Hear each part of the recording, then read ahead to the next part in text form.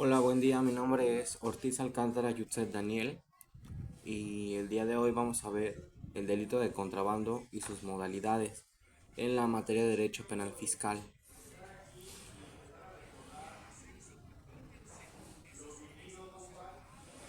El delito de contrabando en el derecho penal fiscal mexicano se divide en modalidades de contrabando simple o abierto y contrabando equiparado o técnico, con penas de prisión que varían principalmente según el monto de las contribuciones omitidas o la naturaleza de la mercancía.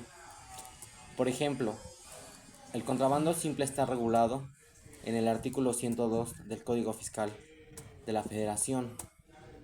Ocurre cuando se introducen o extraen mercancías del país de manera ilegal. Por ejemplo, omitir el pago total o parcial de las contribuciones o cuotas compensatorias. No tener permiso de la autoridad competente cuando dicho permiso es necesario. Si son mercancías de importación o exportación prohibida, extrayendo mercancías de recintos fiscales o fiscalizados sin la entrega legal. Y tenemos otra modalidad que es el contrabando equiparado, que se regula en el artículo 103 y 105 del Código Federal de la Código Fiscal de la Federación. Incluye una serie de conductas que que sin ser contrabando en sentido estricto son sancionadas con las mismas penas. Por ejemplo, la internación de mercancías extranjeras de franjas o regiones fronterizas al resto del país de forma ilegal, transferir mercancías de importación temporalmente mediante operaciones inexistentes para simular su retorno, no justificar el faltante o el arribo de mercancías almacenadas, permitir el retiro de mercancías de un almacén general de depósitos sin cumplir las formalidades para pagar las contribuciones. Y bueno,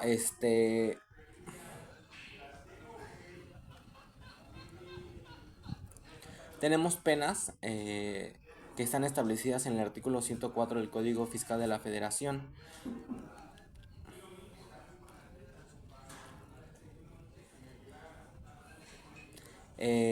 Por ejemplo, si el monto de contribuciones omitidas eh, son hasta de 876,000 pesos, serán de 3 meses a 5 años.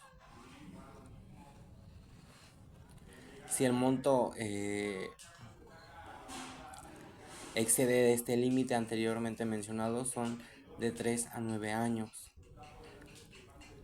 Cuando se trata de mercancías cuyo tráfico esté prohibido por el Ejecutivo Federal, otros casos de tráfico son de 3 a 9 años.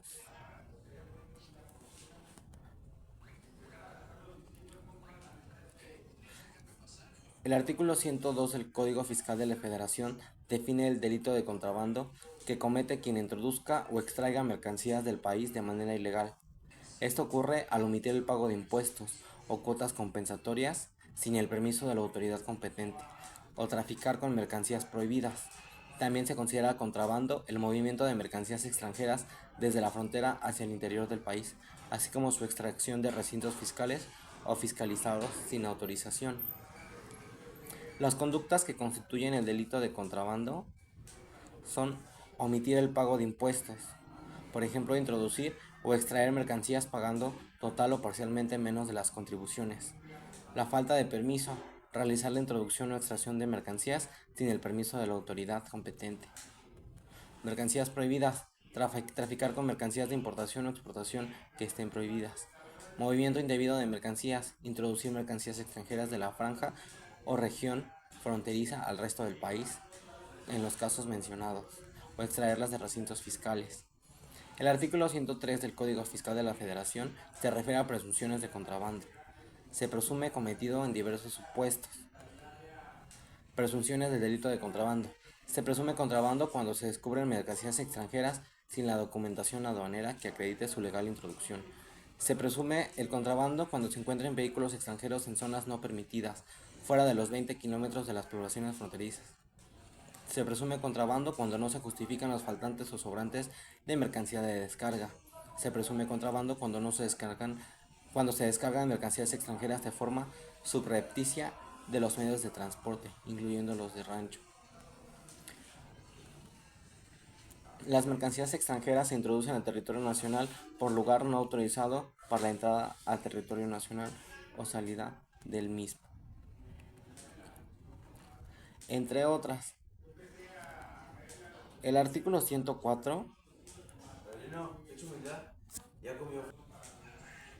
Posteriormente, el artículo 104 menciona cómo se sancionará, que ya antes mencioné, por ejemplo, de 3 meses a 5 años, si el monto de las contribuciones o de las cuotas compensatorias omitidas es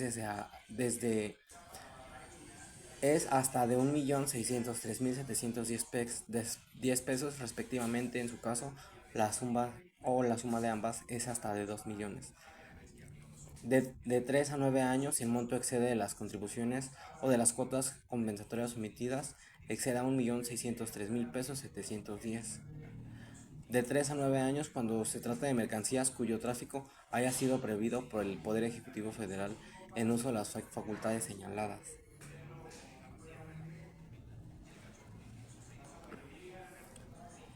El artículo 5 menciona que será sancionado con las mismas penas de contrabando quien enajene, comercie, adquiera o tenga en su poder cualquier título de mercancía extranjera que no sea para su uso personal, sin la documentación que compruebe su legal estancia en el país.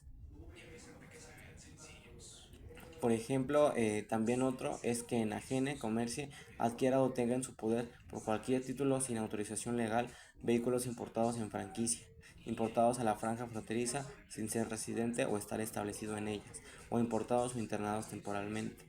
También quien retire de la aduana, almacén general del depósito o recinto fiscal o fiscalizado envases o recipientes que contengan bebidas alcohólicas que no tengan adheridos los marbetes.